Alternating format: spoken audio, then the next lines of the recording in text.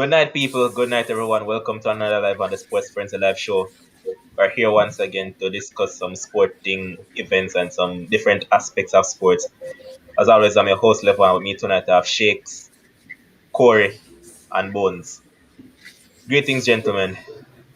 Greetings. Greetings. Night. Man didn't look so cheerful. How happened? Broke week, man. Broke week.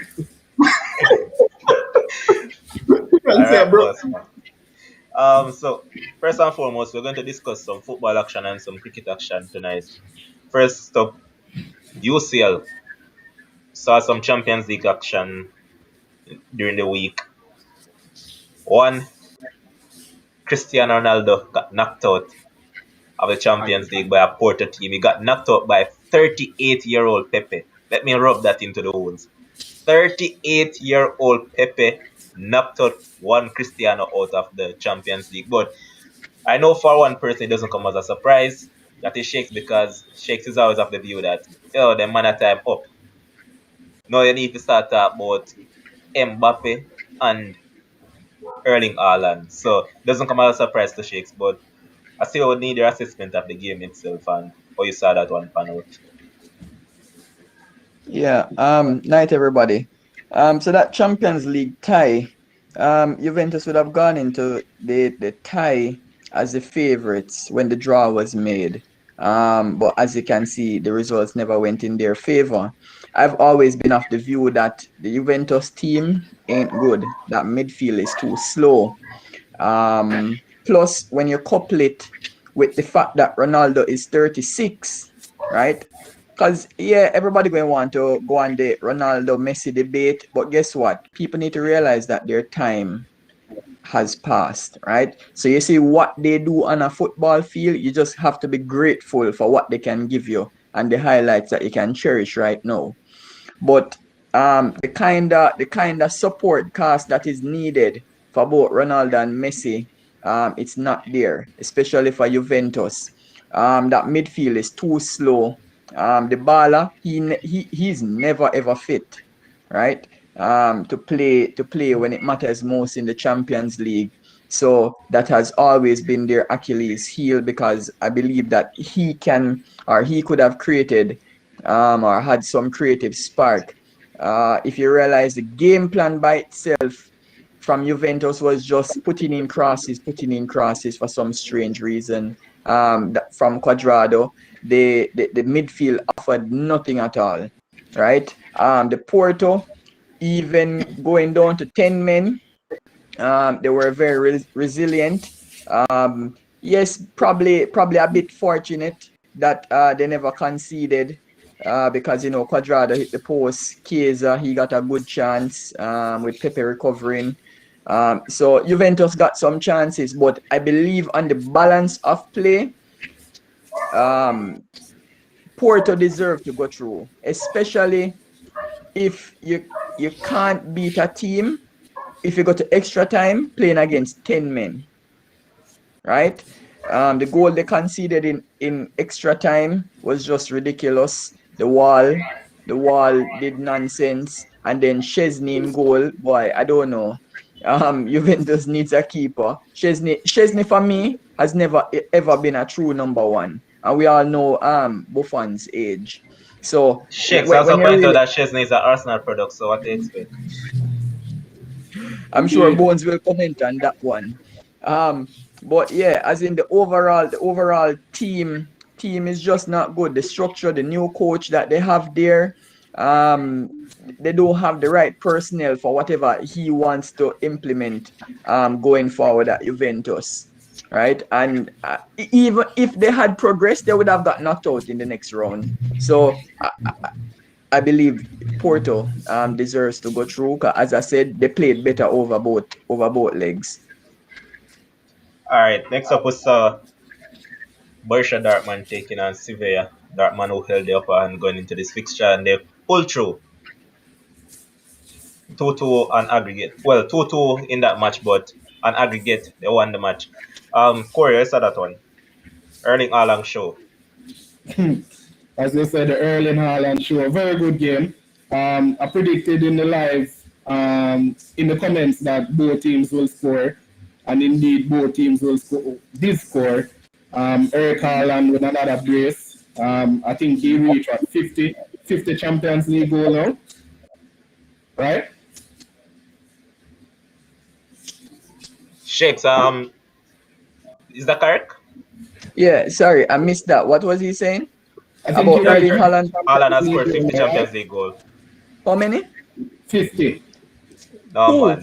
Yeah, rush the thing, man. The man Oh, just man, step on No, 20. Bridget. The man just step on Man is on 20 at 20. Champions League goal, but come on. 20. I wanted the Scotsman to comment, but he didn't. 20. 20. 20 20, 20. Champions He League has goal. 20 in 14 games, man. Why you rush the man thing? So just go easy now. Yes, the reason why I'm rushing him because some say he's gonna take over the mantle from Cristiano Ronaldo of being the Mr. Champions League. So he's a good prospect right there. But all in all, Dartman played some good football. Sevilla showed the fight, and I think the true team actually won an aggregate, and that was Dartman. So kudos to Dartman. All right, next up we saw PSG taking on Barca. Barca, they actually played well throughout this match. They dominated this game and Yeah. could have actually, well, not could have, they should have won this game comfortably, but because of some misses and Messi from the penalty spot, pressure situation, stepped up, missed it. Bones, that one for you. What you call this one now? The Navas show. And the goalkeeper was brilliant in the game. You see, as Shakes alluded before, it's time to stop talking about Messi and Cristiano Ronaldo.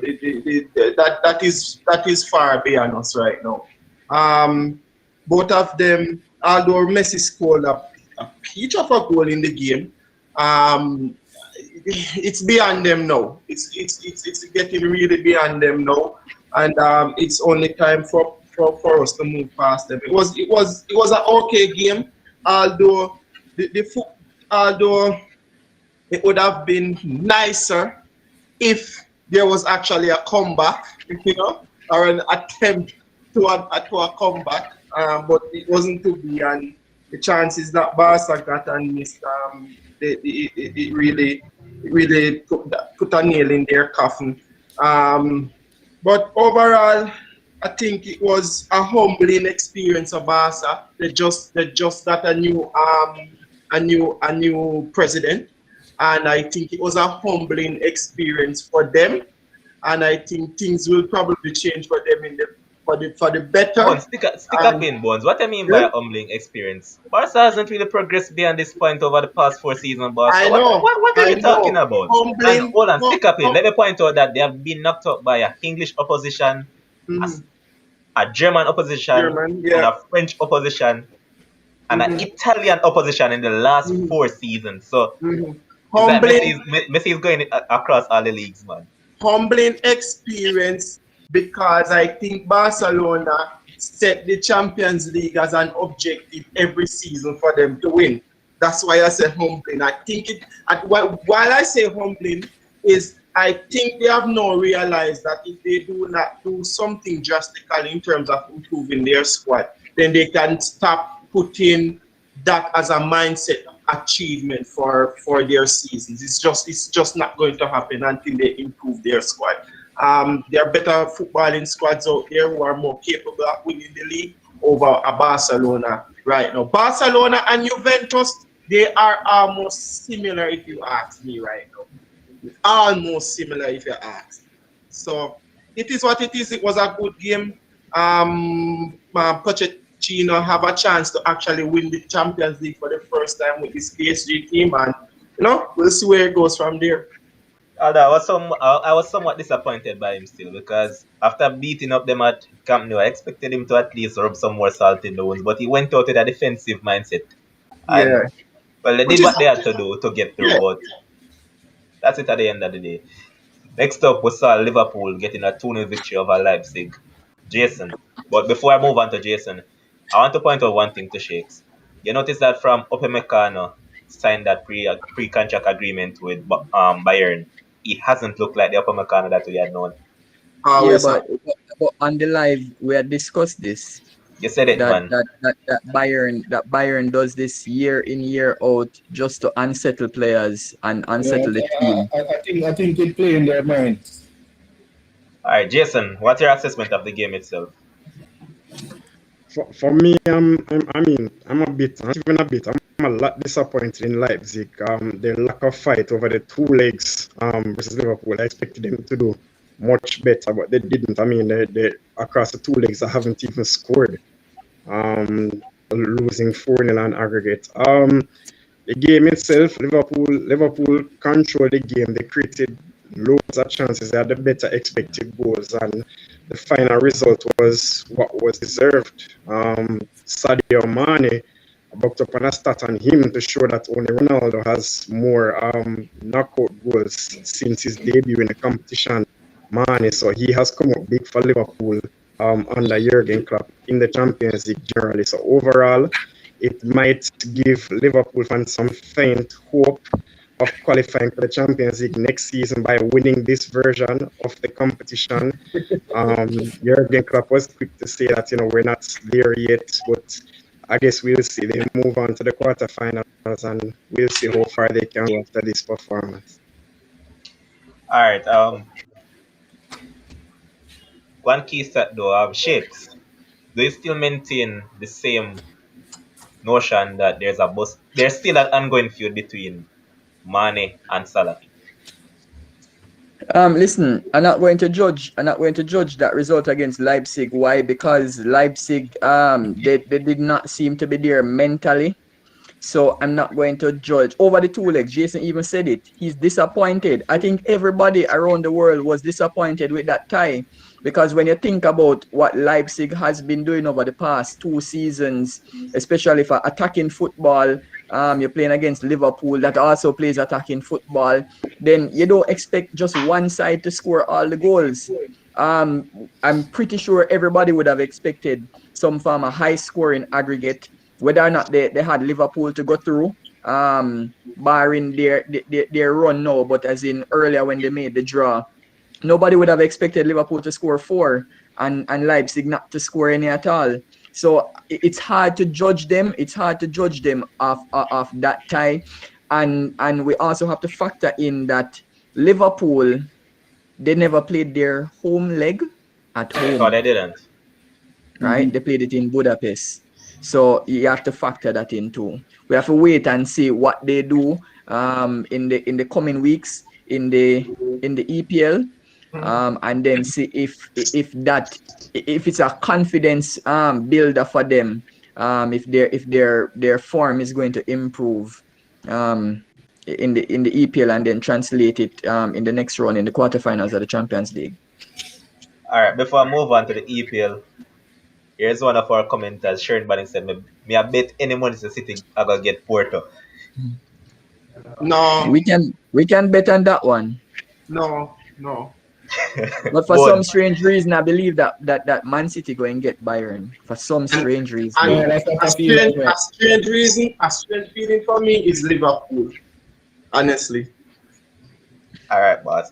Now move on to some EPL action, and we saw Man City returning to winning ways on Wednesday. They got a 5-2 victory over Southampton. It was expected after beaten by United. United snapping their 20-yard match and beaten a run. So expected that they would have come out and actually attack us side, and guess what? It so happened that they've woke up on our Southampton side who has been up and down all season, and they have been the beaten sticks of most of these big teams.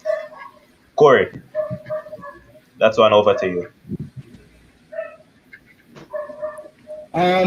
We all expected Man City to beat Southampton, and I think the same side that Pep started in that game, he should have started against Man U, especially with Phil Foden. He didn't, and I think that was his downfall in the Manchester derby. Southampton came out for the first 15 minutes showing fight and guts. They just lacked the goal scoring, but one moment of brilliance from Ruben Dias to find Zinchenko and open the goal scoring right there for when De Bruyne scored. A good ball over the top by Ruben Dias. And then the onslaught just opened 5 goals to 2. A very good game for Man City. And as I said earlier, they're on par their trophy with 6 games, 6 victories needed. So a very good game by Man City. All right. Earlier on today, we saw Newcastle and Aston Villa join 1-1. Both goals in the match were scored by Newcastle. Kieran Clark own goal, and then Jamal Lascelles popping up with a late equalizer. Jason. Um, yeah, I mean, it was an expected showing. These two teams aren't really setting the league alight in terms of goal scoring, where goal scoring is concerned. I'm actually surprised that Newcastle scored. Actually thought that Villa would have kept a clean sheet, considering that they're the league's third best defense in the league right now. I was kind of worried where Newcastle's goals would come from leading up to this expected relegation battle, but up comes Jamal Lascelles, and I think he scored in the last Newcastle game too against I can't remember if it was Brighton or what. I think he scored in the last game as well. So the captain is coming up. Yeah. So No, it was against West Brom. Yeah. Okay. So the captain is coming up trumps for them. So credit to Newcastle. Steve Bruce would want them to put up a fight. Villa, of course, is hot and cold. They have not won consecutive matches in the EPL since December. So that just goes to show they're hot and cold. So yeah, I mean, once you have a player of that quality, you're going to miss him, regardless of the team that you operate in. So overall, I mean, it was a good point for Newcastle, and hopefully, they can only hope that Fulham gets a nefarious and negative result in their upcoming fixture, which is expected coming up against Manchester City. So. All right, so moving to the preview of the games that will take place tomorrow into Sunday. First up, we see Leeds taking on Chelsea tomorrow at 7:30 a.m. I'm going to start with Shakes on this one. All right, so Chelsea in pretty good form. Leeds, we know that they are very leaky. In defense, these Chelsea players, I'm pretty sure Havertz will start up front. And if Tuchel is gonna cement his place in the top 4, then what better side to play than Leeds to get your strikers in form and get them banging in some goals against that leaky defense of Leeds United, right? I believe that they will probably win the game 4-1. I give in, even though Chelsea's defense has been pretty good, pretty solid in recent time. I still giving Leeds just because of their attacking prowess. They're always on the attack, no matter what score line it is. So even if they're under 10, they're still going to be attacking. So I would go with a 4-1 score line. As I said, it can be a moral booster, confidence booster for Timo Werner, Kai Havertz going forward if the coach wants to cement his place in the top 4. All right, I'm going to go round table because I want all of your prediction, because the Sports Frenzzyy panelist has been on fleek from the other day when it comes down to prediction. So, Corey, your scoreline prediction for this game? I'm going. Wow. Bones, I know that you're the controversial one and you're the risk taker. So, how you see this one panning out? Honestly, everybody know that nothing in the Premier League lasts forever. So this defensively sound Chelsea that everybody is talking about is going to finish one day, and I think it's going to finish tomorrow morning. I think this is going to be the biggest test for the Chelsea backline, because as Sheikh says, Leeds do not stop. They don't know how to stop. That's the thing. And actually, I think that Leeds is going to come out 2-1 winners tomorrow morning. If you ask Jason, your scoreline prediction?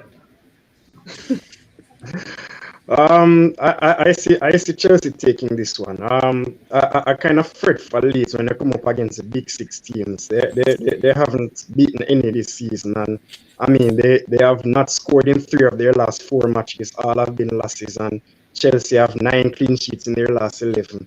I mean, Chelsea is going to win this game 2-0. All right. Corey, Crystal Palace taking on West Brom. Let's see this one going. Crystal Palace versus West Brom.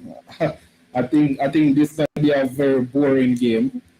Very boring game. But I I, I expect a tough encounter. Both teams fighting for it, but not a lot of goal scoring chances.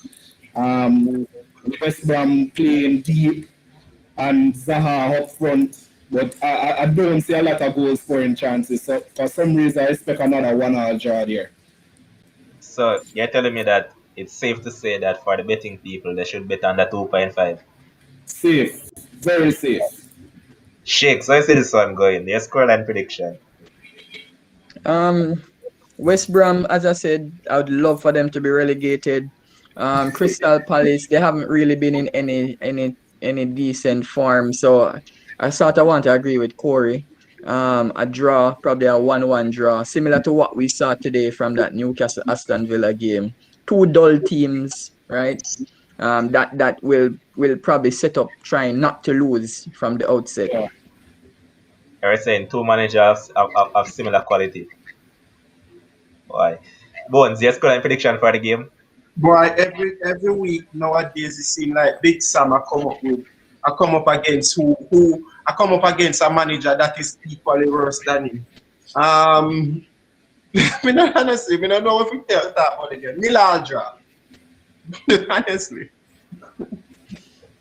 Boss, nil-all, you expect that to happen? Nil. Alright, Jason, your scoreline prediction for this one? I think if Allardyce wants to preserve his record of never being relegated, these are the sort of games that he needs to win. So I actually think West Brom might come out on top on this one, a 1-0. So I guess it's all agreed, under 2.5. Trust me, not going to set the game right at all. Alright. Next up, we'll see Everton taking on Burnley. Bones' second team in the EPL because Bones the wagon is now. And Arsenal not doing well, they jump on Everton wagon. So, Right. Bones, so I see this one going. Everton versus who come again, sorry? Burnley. Everton versus Burnley that's going to be a tough game. But I'm expecting that Everton will probably pull off man. I'm actually expecting Everton to come out 2-0 winners in this one. Reason being is that Everton is probably they're organized. Richardson is not doing too bad.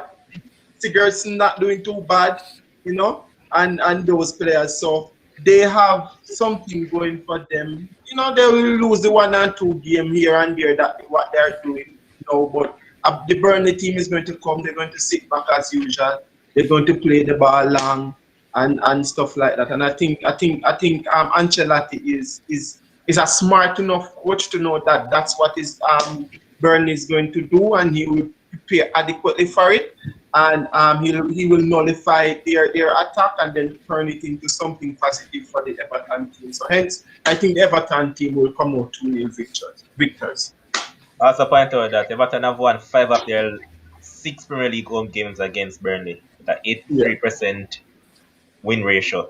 There you go.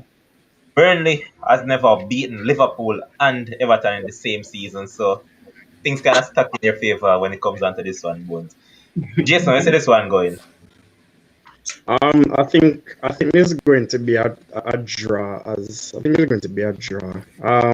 The last time these two teams met earlier in the season, Jordan Pickford pressed the self-destruct button as usual. With allowing Burnley to score from outside the box. So if all Burnley need to do is just put pressure on him, and Pickford is going to crack. But Everton's home form hasn't been great. Burnley's away form hasn't been good either. So I think it's going to be a 1-1 draw, this one. Corey, your scoreline prediction? 1-0 Everton. Shakes. I'm going with a 2-1 victory for Everton. So it seems that Jason's the only one that isn't really on that side. But You can safely say that Everton might pull off a win tomorrow, based on all indications. Even though their home form this season has been very ridiculous, it has been very poor. But coming up against a Burnley side that we expect to, well, they tend to be defensively organized at times, but this season somewhat they have been lacking off a lot. And across the past couple of games, they haven't looked like Burnley with the organization and all that. But any number can pay. Ball is run. But at this point in time, we say Everton will win. Next up, we see a team that you can say is definitely one of the most organized team and actually plays good football in the league. Well, two of the better teams that play good football. Fulham taking on Man City at 3 p.m. tomorrow. Shakes. All right, so for that Fulham Man City game, Fulham got a positive result last time out. I'm really hoping that they go out and play football against Man City, because that's the only way they're gonna win. Makes no sense they just try to lock the shop, park the bus, especially because that has not been their way of playing for the entire season. So it can be a very exciting game, because you might see a team attacking Man City. I'm not saying that Fulham is going to win the game, but I believe that both teams will definitely score. I probably go with a 2-1 Man City victory, a narrow victory. But Shakes, Look for I see some stats about that game, brother. It's damn thing. Like Fulham are winless in their last 13 Premier League games against Man City. Drawn 3, lost 10. They have lost the last 8 in a row by an aggregate score of 23-3. So they have conceded 23 and have only scored 3. So you know why I think Fulham can actually do well, because Man City might just be eyeing that second leg of the Champions League. So I'm not really sure what team Pep is gonna put out, even though they will have quality all around the park, but he might not start that team that played against Southampton to give them some rest for that second leg. So who knows? As I said, But I'm going with Shakes, a one thing you can 2-1. point out those Shakes is that no matter what changes Pep makes to that team don't lose any sort of shape in Not any form. So it doesn't really matter who he puts out there. You expect them to get a decent result, because look at midweek. midweek. Jesus was on the bench, Sterling was on the bench, Bernardo and all those players, and yet still, just imagine that. So it doesn't really matter who you put out there. City is so stacked with attacking impetus and quality players. So it doesn't really matter who they put out there. Well, as I said, I would go, if I'm betting, I would go with a 2-1 victory for Man City. But if a result is going to surprise anybody come this weekend, that is the match to look out for. With Fulham sticking to their Victoria's Secret ways. Shit. No. Corey. Oh, you see this one good, Corey. This have City all written all over it. City. I'm expecting a 3-1 victory for Manchester City. Bones. Listen, after this game, City going to need 5 more wins. If Manchester United and Leicester mess up this weekend. There is nothing about this game that has Fulham over it. Not one thing. Manchester City is going to win this game. Madness. Seems like Shakes look like Shakes drink some rum before he come out for the show tonight. What? Y'all don't rate the work that Scott Parker is putting in at Fulham. No. This is beyond them. No. All right.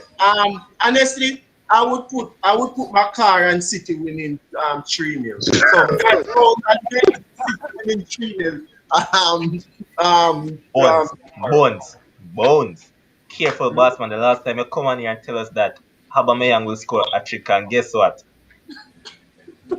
What if we are taking that bait? Would I be homeless right now, bossman? So careful of what you say. But Jason, how you see this one going? Quickly. Um, I agree with Shakes in the sense that Fulham really have nothing to lose in this game. Just go out there and play the football the way how they know how to. Because I guess in hindsight, they never really foresight, I should say, they never really expect to really get any points from this game. So there's really nothing to lose for them. But I still see Man City coming out on top, 2-0 from. All right. Sunday, we'll see Southampton taking on Brighton at 7 a.m. A match between two closely matched opposition, both of them needing a victory. Bones, to start with you on this one. Southampton versus who, sorry? Brighton, the side that you call New Brighton, you came and taught them up so much just for them to New lose. Brighton. Southampton versus Brighton. Southampton versus Brighton. No, Brighton to win 1-0. Just like that. Just like that. Wow. Brighton to win 1-0. Corey. Southampton versus Brighton. For some reason, I'm expecting an entertaining game. Probably over 2.5 in the game right there. Southampton want to bounce back from that 5-2 loss against Man City. And Brighton away from hasn't been as bad, but they're showing their grits. They're fighting for relegation. And for some reason, I'm expecting an entertaining game. So over 2.5 and probably Brighton to inch it by 2-1. Shakes. Yeah, so since 2019, Brighton, their points have really come away from home. So if y'all, as Corey said, expecting an entertaining game, this is the game between Southampton and Brighton. I'm going to go with a 3-3 draw. Yeah, I wish you want me a drink, you say? Convinced. Jason, I see this one going. Yeah, you know, if Brighton do not win this match, I'm just going to give up on them for the rest of the season. They might just be one of the best sides I have ever seen to probably get relegated, honestly speaking. But but both teams need. Southampton have been in free fall. Speak about it every week from them stop the count proclamation. But for some reason, I actually see Southampton winning this one. 2-1. Yes, Che Adams and Ward-Prowse to get some goals. Yeah, man, just give Ward-Prowse a set piece and then good to go. All right, next up on Sunday at 9 a.m., we'll see Leicester City taking on Sheffield United. And I'm sure that Shakes is one happy chap because Chris Wilder's job is seemingly in the air and he'll be gone come tomorrow. And let's point out that the reason for this is that there's a breakdown in communication between him and the owners. He wants to maintain majority of the players when they get relegated. Now the owners are saying that, hey boss man, we invest enough in the team, they didn't recruit well, so we have to get rid of these players to manage our wage bill. He says no, he's not up for that, so you know that there's a breakdown in communication. They spoke about it back in January. Thought things would have been all right, but since January come to now, things have gotten actually worse. And they reached an amicable agreement that they're going to part ways. So this is the end of the road for Chris Wilder and Sheffield United. The love story is over now. Shakes. Boy, Sheffield, I don't know. The management, I think they've done a horrible job in keeping Chris Wilder at that team. Why I say this, we all know that they were going to get relegated, right? Because the gap was just too much. Now, for me, you're going to end up in the championship. So ideally, wouldn't you want to try to build some confidence within the group, especially if the manager is not getting any significant positive result out of the team? Yes, is 10 games to go for them? So they might look on it and say, all right, we're going to make a new manager come in. But guess what? It might be an interim manager. Who knows who is available? Who will they get? Right? So I think that the change comes too late. And even for the championship, I expect them to be affected just because they kept Wilder too long. The results, everybody can see the table to know that Sheffield, even though they have not lost by big margins, right? They just have not been as competitive as you would have hoped based on their results last season. As they say, second season syndrome. So look like they picked up some COVID and heading back down to the championship. But for the match tomorrow now, I see Leicester winning. I see Leicester winning that match. Even though Leicester has a better away form. Jason can correct me if I'm wrong. Shakes, I was just going to point out that, that guess what? Leicester have won a league low 36 of their Premier League points in home games this season. Only Crystal Palace in 97, 98, 33% have ever won fewer than 36 of their home points at this point in the season. So Leicester home form has been atrocious. Well, It the has thing been is, very poor. as I pointed out, Sheffield, they have not been beaten by large margins. So even though I'm saying are picking Leicester to win, I would go with a 2-1 victory for Leicester. I And I do wouldn't fault you expect for Leicester to I blow wouldn't them really away. fault you for that though, because the 3 times that Leicester has faced Sheffield, they have beaten them by 2-0 on all 3 occasions. So it's along the same line. Yeah. So you say you expect Ryan Brewster to score tomorrow. No man, I don't want to talk about them baller there. That's them baller they are Demo baller. Yeah. Well, it's better than Haaland. First time in high season. Alright, Jason, quickly your scoreline prediction. Just a prediction.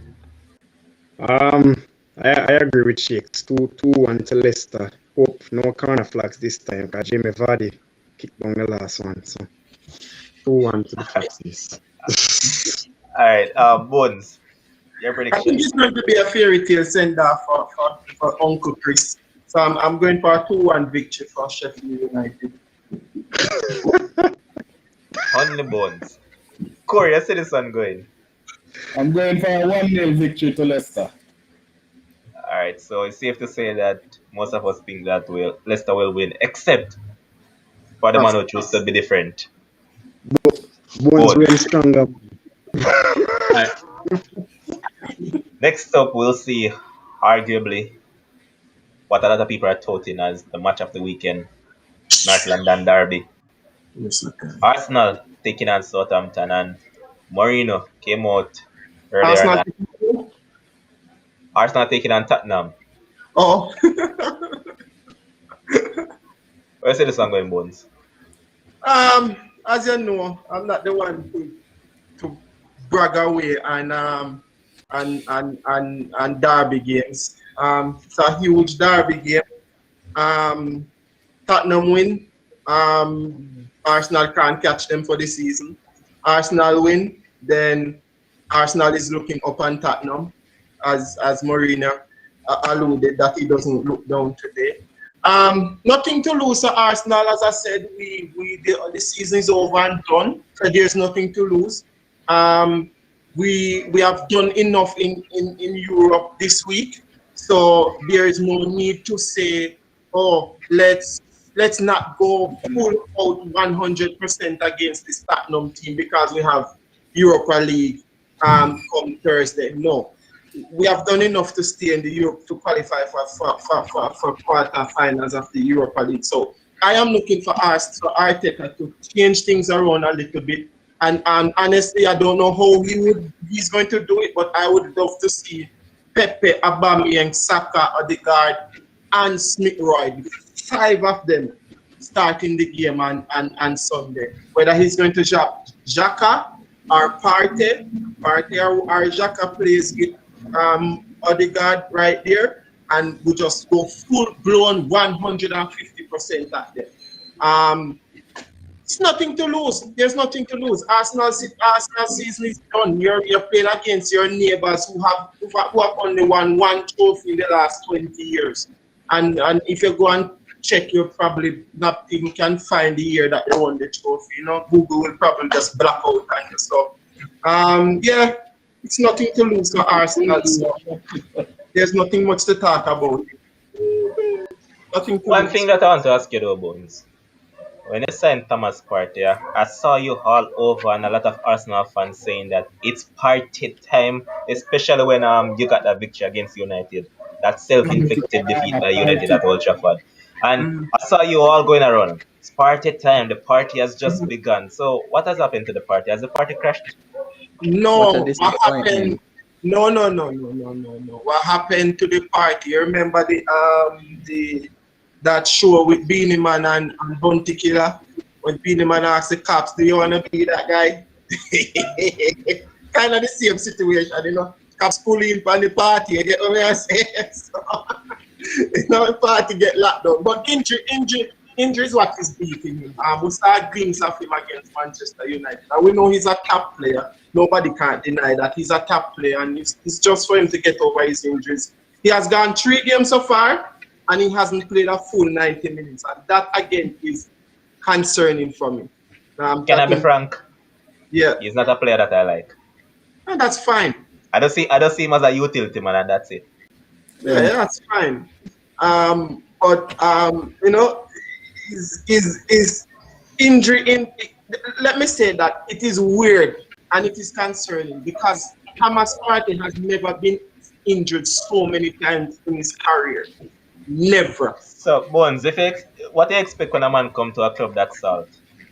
No, it's not about salt. It's not Come on, about. man. It's when the man come Arsenal, the man career just turn downwards. And No, man. listen, hold on, the boss, man. It's like an Arsenal thing because guess what?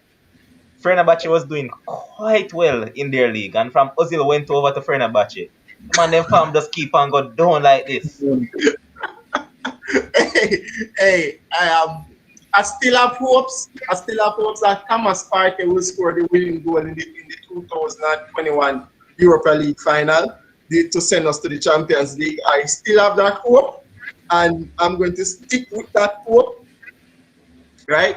But I really think it's just down to injuries level, and it's really down to injuries. He has been injured a lot, and if you remember too, the last Tottenham game was one of the games that he came off injured in. If you remember, when Kane scored that second or third goal or something like that. And the guys, they were blaming him for it. So, you know, it's down to injuries for him. But I think he will probably come strong Sunday. Who knows? We'll see. But the game itself, if we're going to think about the game itself, it's a North London derby. It's never, as long as Jose Mourinho is still at Tottenham, another North London derby will not be exciting. So don't come and get your hopes up that it's going to be the best game of the weekend. It's going to be the worst game of the weekend. Come on Sunday. That's just it. All right, boss. Scoreline prediction quickly, Corey. Bones give him scoreline. No, me not give me He scoreline. throw in the bush the entire time, so I'm just skip over him. All right. It's gonna be a boring game, I believe. I expect a red card in this game because it's a derby. 2 tough teams. Expect it from David Luiz. So I'm going for a 1-0 victory to Tottenham. Jason, quickly, a scoreline prediction. Arsenal red card, Hurricane to score, 1-1 draw. Shake, scoreline prediction. 2-1 Tottenham. All right, next up we see Man United taking on West Ham at 2:15 p.m. Sunday at Old Trafford. Start with Corey on this one. Ole Gunnar Solskjaer, if he wants to win this game, start Amad Diallo. The injuries have plagued Man U over the last couple of weeks. I think we're gonna be out. We're gonna be without Rashford, Martial, Cavani, the audition of Pogba, Van der Boss man, Beek, stick up here. Mata. I told you guys before, don't be surprised if you see Marcus Rashford come Sunday. All right. I would risk him. I would want him to stay fit for the Milan game, so I would risk him. However, I'm expecting Amad Diallo to take his official start for Man U this coming Sunday. What happened? With that being said, The back line will remain the same. The original four starters. Fred and McTominay at Danka, and Bruno, James, Greenwood, and Ahmad up front. 4-2-3-1. That's what I'm expecting from Ole Gunnar Solskjaer. It's going to be a tough game. West Ham going to defend deep. They will be out there, talisman, Messi Lingard. So Messi Lingard is one that normally creates their counter attacks and the quick flow. They're going to be without him. However, I'm expecting Manchester United to pick up these points at home with a 2-0 victory. All right, I can tell you one thing. Just expect to see a midfield of Matic, Fred, McTominay with Bruno playing as false nine instead of Ahmad starting. Just watch. But then I will give up on Manu. I will totally give up on Manu. Shake, so I say this one going. All right, so first and foremost, Man U playing at home, therefore there can never ever be a positive result, right? Let me tell you, it's hard to gauge. Is Man U trying to go deep into the Europa League? Let me ask that question. Yes, I think so. All right. So because we never got a positive result at home versus Milan, now we have to think about the next leg come Thursday. And I don't believe that we have, because some players are injured right now, we don't have the flexibility that we would like. So yes, I hear you're calling for Diallo, but come on. Is a PE teacher who is there sitting in the chair. You really believe that he's going to give him his start? No, he's going to put Martial up top just the same, right? Because that's what he does. He's a clown. He does things that won't get him a positive result. Not only that, Man U has played poorly at home all season. And number two, West Ham, they have played well all season. Mm-hmm. So come on, just thinking about that. What you expect Ole to do? Ole is gonna be very conservative, where he's gonna try to not lose the game, right? Because he doesn't want to give up too many points, especially with the other teams chasing him right now. So I don't expect Man U to win this game tomorrow. If I'm a betting man, come Sunday, listen, go for a draw. Where's the Shakes? GG, go for. Yeah, man, go for a draw. Go for a draw. Man U to score a 1 goal, West Ham to score a 1 goal also. Manchester United will prove you wrong again, Shakes. At home? Boy, I'll be living for it. You have to bear in mind that West Ham hasn't beaten Man City, nor Man U, nor Chelsea for this season. Anytime they buck up on those teams, they have faltered. Nor Arsenal. Get that in. Alright, Jason, your score and prediction for this one? Just take out the yellow tape because this is caution written all over it. Two of the most cautious managers in world football. And right now, I agree with Shakes that this might just be the most boring match of the weekend. So I want United to win, but I am predicting another Solskjaer 0-0 draw. Not happening. Goal score. Bones. Well, I figure more or less that you expect West Ham to win 1-0. No, man, you're mad. West Ham can't win down at Old Trafford. You're crazy. You must be crazy. Old Trafford, no way, brother. No way, brother. Anyways, the $100 million man I go score still, and West Ham I go win 2-1. $100 million man. Mm-hmm. Declan Rice in attack, man. David Moyes said Declan Rice worth $100 million. So no, you're wrong though. The man said, hold on, stick up in. The man said the man worth more than 100. Okay. The more than $100 million man I go score, and them I go win big. So the same thing I say, I say expect West Ham to win, boss. Man, I love growing a circle, so. Hi. Alright, with the final fixture of the weekend, we'll see Wolves taking on Liverpool. Shakes, I'm gonna start with you on this one. Liverpool versus Wolves. That game is at Wolves. So here what? Liverpool will like the fact that they are not playing at Anfield because Yeah. their record at Anfield right now is dismal over the past few weeks.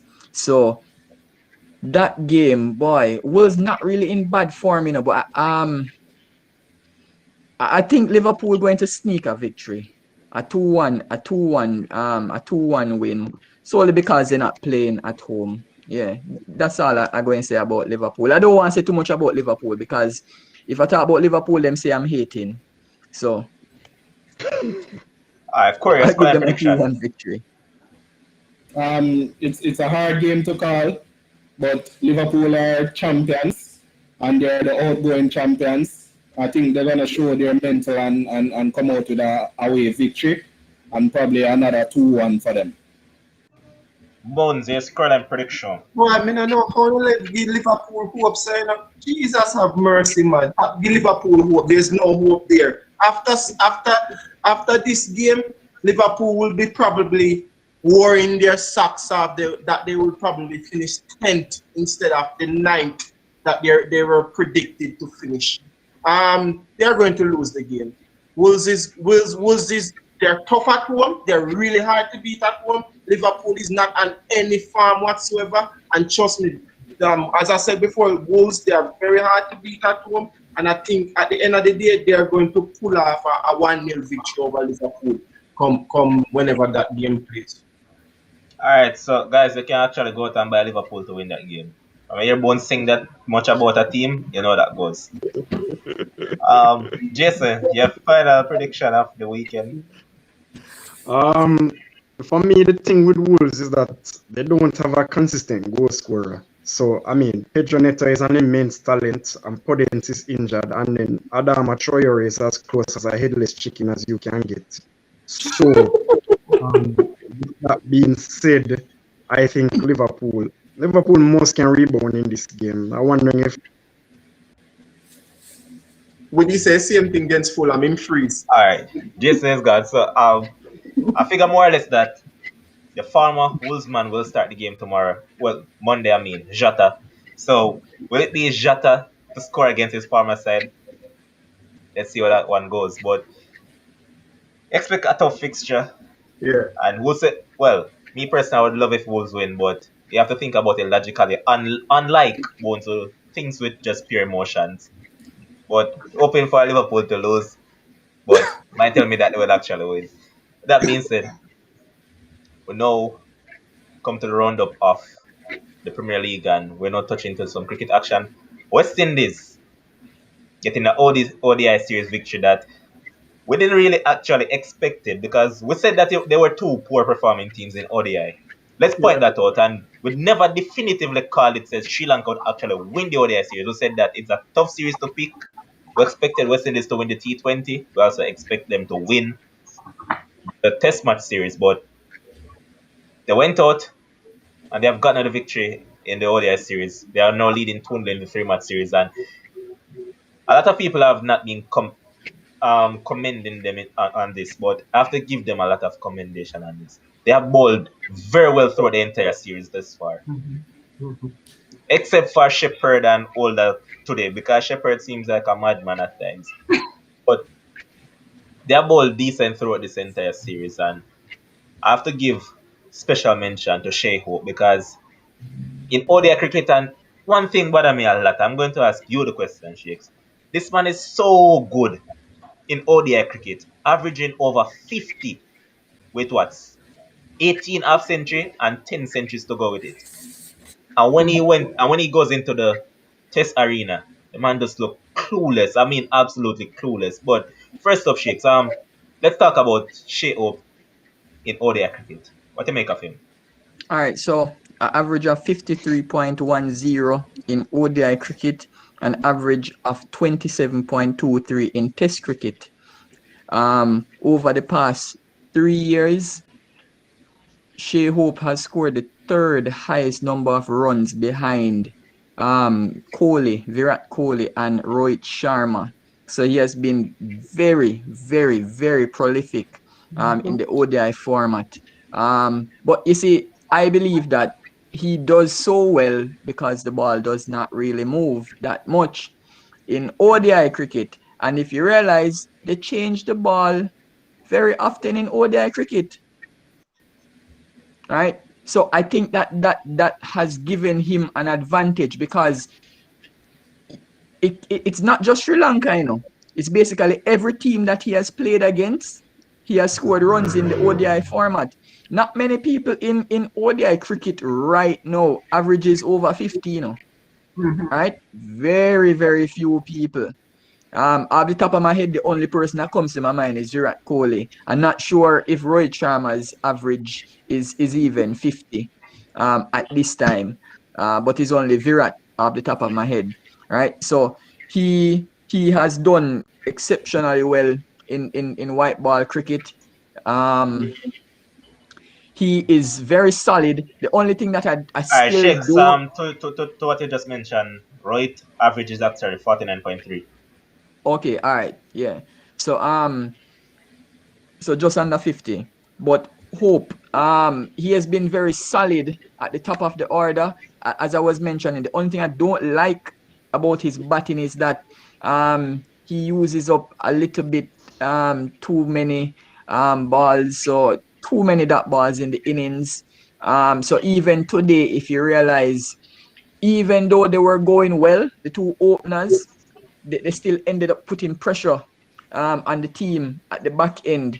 They were, for me, they were reckless in giving away their wicket because I don't know. I didn't think they needed to go on the attack at that point. But overall, Shea Hope, he has done pretty well.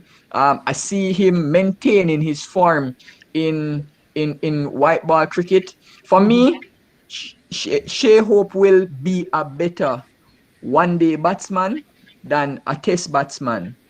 That won't change. It don't matter how much 4-day cricket he plays. He is just suited to that version. And you see, because he is very steady in how he accumulates his runs, that will work for him. It's only when we play against the really top teams where you might need to, all right, for example, if New Zealand, Australia, England, because those are pretty really good one-day teams, and those teams on good wickets, they score over 350 runs, right? So it's only if we're playing against those teams, then even if Shea Hope gets his runs, I still think that the team is gonna be at a disadvantage because But he's gonna Shakes, use up. one thing that I'll ask you, right? And I'm going to put the question across to Corey. Would you actually look at it from a standpoint and say that Shea Hope is a type of batsman that is there to anchor the innings while they have the big hitters surround him to actually get those quick runs? For instance, you know that Evan Lewis tend to play more attacking than him by far. So while Evan Lewis is on the go, you have him just, as you said, Shakes, accumulate his runs here and there and around. While next up in the order, you know that you normally have Darren Bravo, who may waste a few delivery, but then he gets into big hitting because that's now how he is. Then you have a Nicholas Poor and a Pollard and those players to come along. So But it could be a case. Levon, you're pointing out those teammates, but you realize that there's only one anchor man, And that's him. right? Only one anchor man. And for me, West Indies need two players that can anchor an innings. I think probably that's the reason why they brought in Jason Mohammed. Boy, I don't think he's that versatile as a batsman to give me runs against the better teams in ODI cricket. Sorry. All right, Shakes. Let Corey get a talk on the whole West Indies series. So Corey, they got a series victory. Your take on it quickly. I don't hear you guys digging up Pollard with his captaincy in the field, how he rotates his bowlers. It was very good work from him over the 2 innings and the 2 games that were on. He rotated his bowlers very good. Overall, a good victory by West Indies. Mr. Reliable Shea Hope, and he is as Shakes mentioned, his average is over 50, and West Indies count to stay there. And West Indies counting him to at least bat out at least 35 over more in the innings. And Shakes, poor on average over 50 as well. It might seem a surprise, but poor on average, I think 50 or 51. so poor one is in the list as well. But a good win for West Indies. Mr. Roland Shehu and Evan Lewis came up good today. A bit slow in his strike rate, but the two openers set up the platform for the back enders to come in. But you have to give Sri Lanka credit. The spinners bowled well and they bowled tightly, and that put a lot of pressure on Pollard, Bravo, Pooran, Quickly, and Corey. Horvath. They had to fight hard to get the victory, but good victory by the West Indies. All right, and on that note, congratulations again to West Indies on getting an ODI series victory. It was a pleasure having you guys with us, and I want to say thanks to all our viewers. At one point, we had 30 tonight, and it wouldn't be possible without you guys. Our producer was out tonight. Hopefully, he'll be back real soon.